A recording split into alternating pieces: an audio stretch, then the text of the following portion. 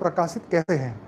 ठीक है, अब इसको हमें जरूर समझना चाहिए कि स्वयं प्रकाशित क्या, इसका मतलब क्या है। मैं कई बार ये बार बार यूज करता हूँ। देखिए, हमारी आत्मा का जो मूल स्वरूप है, जो ओरिजिनल स्वरूप है, वो क्या है। सबसे पहला क्वेश्चन, क्या हम एक छोटी सी आत्मा है, क्या हम एक जीव की आत्मा है।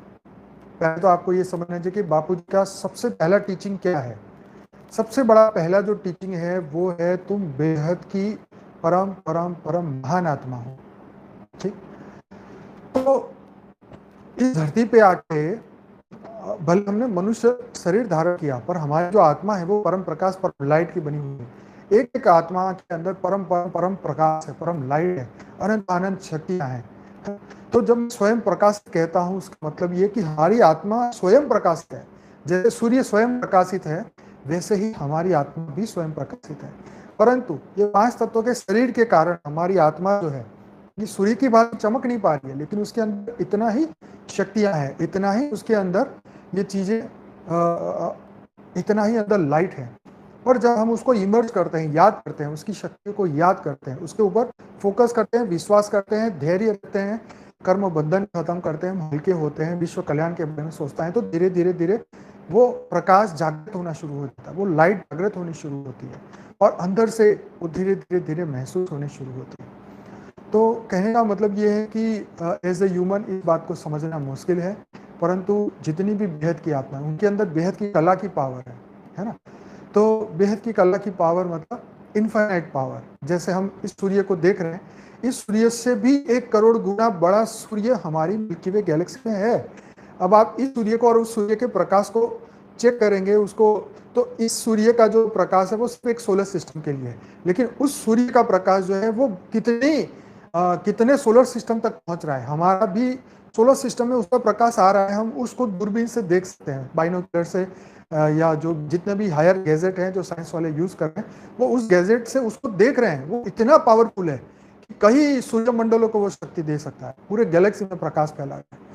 मैं आपको यही बताना चाहता हूँ कि एक आम आत्मा का और एक बेहद की आत्मा का यही डिफरेंस है कि वो बेहद की कला के परम धाम से बनी है, और इस धरती लोक की आत्मा ये 5 तत्वों की 3 तत्वों की बनी हुई है, आकाश, वायु और अग्नि की बनी हुई है। तो ये डिफरेंट है हद की आत्मा और बेहद की आत्मा का। तो स्वयं प्रकाशित आत्मा मतलब जो बेहद की आत्मा है वो अपने मूल स्वरूप को जाने, तो हम सब इनफाइनाइट हैं, हम सब परम सूर्य के समान हैं। और इसीलिए शास्त्रों में बताया गया, इसका प्रूफ देने के लिए, कि तुम ही ब्रह्म हो, अहम ब्रह्मास्मि, है ना। तो हम ही ब्रह्म, जैसे जब तक बूंद सागर में नहीं मिलती तब तक उसको सागर का एहसास ही नहीं होगा। बूंद कहेगी मैं सागर हूं, मैं सागर, तो नो, जब तक उसमें आपका पूरा ईगो उसके अंदर समाहित नहीं हो जाएगा, पूरे समा नहीं जाओगे, जब तक वो स्टेज आपकी नहीं बनेगी, तब तक आप सागर को कैसे जानोगे। तब तक आप ब्रह्म स्वरूप को कैसे जानोगे, आप कैसे ब्रह्म समान बनेंगे, अहम ब्रह्मास्मि कैसे बनेंगे। तो ये मेन डिफरेंट कि हम प्रयत्न कर रहे हैं, हमारे कर्म बंधन खत्म करने की कोशिश कर रहे हैं, अपनी ड्यूटी कर रहे हैं, हम यहाँ से धरती लोक से बेहद की दुनिया में जाना चाहते हैं। तो पूरे वीडियोस आप जैसे जैसे आगे सुनते जाएंगे आपको बहुत क्लियर होता जाएगा। आगे बढ़ते हैं।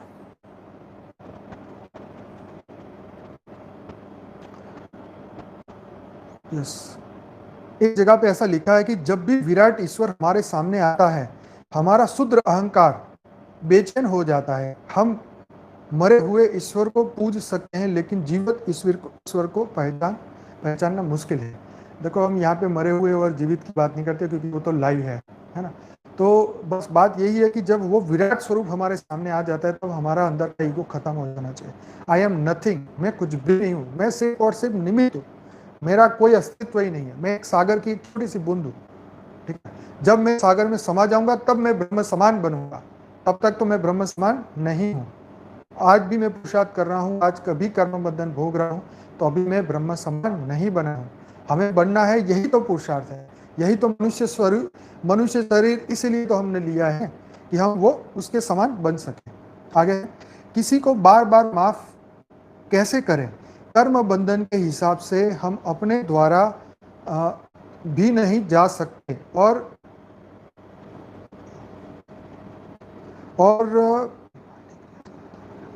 जैसे माहौल जैसा होता है वैसा असर हमारे मन पर पड़ता है।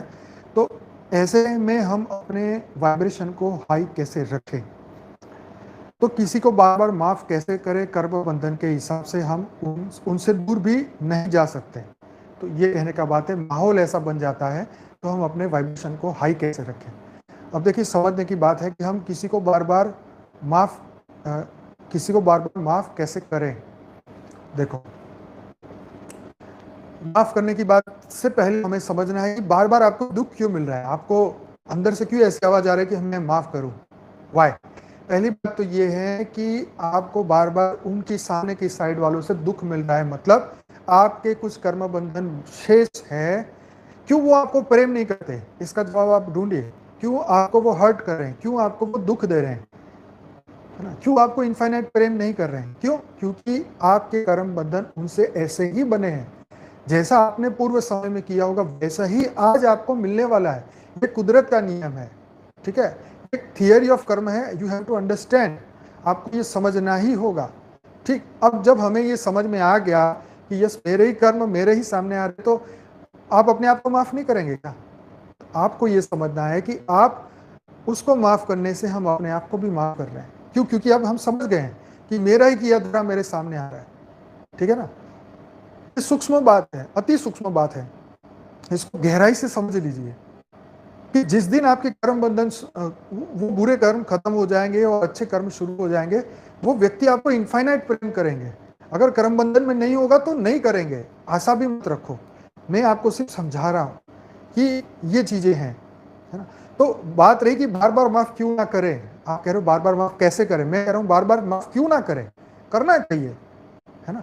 उसकी बातों को दिल से निकालना चाहिए, क्योंकि अगर हम दिल में रखेंगे तो फिर नया कर्म बंधन बनेगा, फिर हम उससे गुस्से होंगे, हम उसके अंदर भाव पैदा करके रखेंगे दुख का, ईगो का, हर्ट का, तो वो नए कर्म फिर आप उसके साथ फिर जोड़ेंगे, फिर उसको चुकता करने के लिए फिर आप उसके कर्म बंधन में फिर जाएंगे, फिर अगले जन्म में वो फिर आपसे फिर मुलाकात होगी, फिर वही सुख और दुख का चक्र चलता रहेगा। तो कहने का मतलब ये है कि हम सबको ये समझना चाहिए कि जो भी एक्शन का रिएक्शन आ रहा है वो शायद मेरा ही है, तो एक्सेप्ट इट। अपने आप को भी माफ करो, उनको भी माफ करो, आगे बढ़ते हैं। Do not criticise yourself. अपने आप को क्रिटिसाइज मत करो, क्योंकि जब हम दुखी हो जाते तो फिर कोई रास्ता ही नहीं बचता। क्योंकि हम अज्ञान की अवस्था में हैं, तो हम अपने आप को क्रिटिसाइज करते रहेंगे, मेरी ही गलती है, मेरे ही बुरे कर्म होंगे, मैंने पता नहीं क्या पाप किए होंगे, पता नहीं क्या हो गया। यस, क्या अंत का टाइम आ गया क्या गुरुजी दुनिया का? बताते हैं आपको भैया। हाँ, तो अपने आप को क्रिटिसाइज ना करें, उसका कारण ही यही है कि हम अपने आप को क्रिटिसाइज करेंगे तो हम अपनी ही पावर को लॉस करते जाएंगे, करते जाएंगे, करते जाएंगे, करते जाएंगे। हर पल प्रतिपल हमें अपने आप को आगे बढ़ाना है, उसकी जगह हम क्या कर रहे हैं? क्रिटिसाइज अपने आप को कर रहे हैं। क्यों? क्योंकि मन के अंदर अज्ञान ने पर्दा पर्दा डाल दिया है कि तुम अच्छा ना सोचो, तुम अच्छा ना करो। उसके लिए अज्ञान आपके मन पे पूरा कब्जा कर लेता है ना? पूरा पोजीशन आपके मन पे अज्ञान का आ चुका है, तो आप अच्छा कैसे सोचेंगे? तो आपको उसी समय ये करना चाहिए, जब भी मन में अपने खिलाफ बुराइयां शुरू हो जाए या दूसरे के खिलाफ बुराई शुरू हो जाए, तो मतलब इमीडिएटली अटेंशन में आ जाओ, तुरंत ही वो उस बात को खंडन करो, उसको खत्म करो। No, I am not like this, मैं ऐसा नहीं हूं। यस, मुझे मेरी आत्मा का स्वयं कल्याण करना है। ये जवाबदारी गीता में भगवान ने, कृष्ण ने अर्जुन को दी थी, हर एक को समझाया था कि तुम ही अपनी आत्मा का कल्याण कर सकते हो, तुम ही एक ऐसे व्यक्ति हो जो तुम अपने आप का कल्याण कर सकते हो। तो अपनी उद्वगति की ओर जाना है, अधोगति की ओर नहीं जाना है। अपने आप को क्रिटिसाइज करना मतलब अपने आप को अधोगति में ले जाना। अपनी गलती को भी माफ करो, मन करोड़ों बार गलती कराए तो भी अपने आप को माफ करो, आगे बढ़ो, कल अच्छा होगा ही होगा, है ना? जो सोचोगे वही कर्म बनेगा, इसीलिए क्रिटिसाइज ना करो, बल्कि उसका समाधान ढूंढो। उसका समाधान क्या है? किसी को हम यहाँ नीचे दिखाने नहीं आए हैं, हम अपने आप को भी नीचा दिखाने नहीं आए, हम सिर्फ बेहद के कर्म करने आए, राइट? तो क्रिटिसाइज अपने आप को भी नहीं करना और दूसरे को भी नहीं करना। दूसरे को इसलिए नहीं करना क्योंकि हम फिर कर्म बंधन में फंसेंगे। तो अपने आप को करने से हमारी पावर लॉस हो जाएगी। तो अपनी स्वयं की पावर को बढ़ाना है, ना कि क्रिटिसाइज करना है। गलतियों को सुधारना है, ना ही गलती करनी है, आगे बढ़ना है ना? क्रिटिसाइज की जगह पे अफर्मेशन ले आओ, अच्छी पॉजिटिव वाइब्रेशन माइंड में। अपनी अफर्मेशन का जो पूरा लिस्ट है हाथ में रखो और पढ़ना शुरू करो। मैं बेहद की आत्मा हूँ, मैं परम परम लाइट आत्मा हूँ, मेरे अंदर परम परम परम शक्ति है, मैं स्वयं प्रकाशित आत्मा हूँ, मैं बेहद के परम धाम से आई हूँ, मेरे अंदर परम शांति की अवस्था है, परम लाइट है, परम प्रकाश है, सबको माफ करने की शक्ति है। और पूरा जो हमारा जो बुक है, बेहद का परम ज्ञान की जो बुक है, उसके पीछे जो अफर्मेशन दिए हैं पूरा 1.5 पेज भर के, वो पूरा पढ़ना शुरू कर दो। और उसके ऊपर हमारा एक वीडियो भी है अफर्मेशन के ऊपर, वो सुनना शुरू करो, अपने अंदर रिकॉर्ड कर लो, उसे मन में रिकॉर्ड कर लो।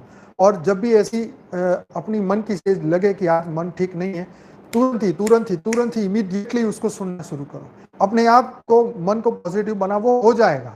ठीक है। अब आत्मा ही अपना मित्र है और आत्मा ही अपना शत्रु है।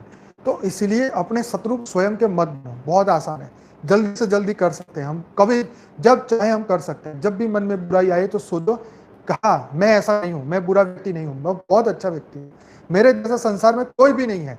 ये सोचो, ये समझो,